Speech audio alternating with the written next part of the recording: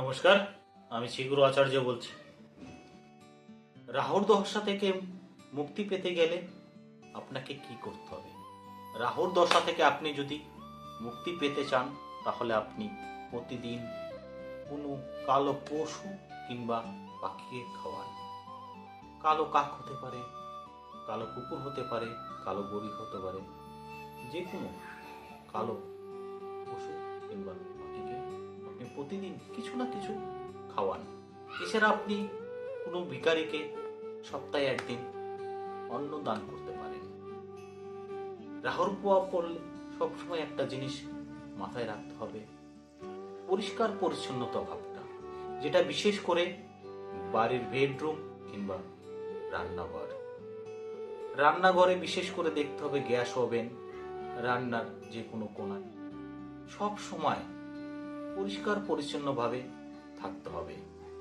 এছাড়া আপনাকে দেখতে হবে ইলেকট্রিক যন্ত্রপাতি, সেটা টিভি হতে পারে, ফ্যান হতে পারে, আপনার এসি হতে পারে, কোনোভাবে যেন তার চারিপাশে নোংরা জমে না থাকে। সবসময় ওটাকে পরিষ্কার পরিচ্ছন্ন রাখতে হবে। এই পশুকে খাওয়ান কিংবা পাখিকে খাওয়ান কিংবা রান্নাঘর পরিষ্কার করুন কিংবা আপনি বেডরুম কিংবা এসি ফ্রিজ যাই কিছু পরিষ্কার পরিচ্ছন্ন রাখুন, তার সঙ্গে সঙ্গে আপনাকে নিজেকেও পরিষ্কার পরিচ্ছন্ন রাখতে হবে। এগুলো করুন, তাহলে দেখবেন আপনি রাহুর দশা থেকে অনেকটাই আপনি ওর যে নেগেটিভ এনার্জি তার থেকে মুক্তি পাবেন।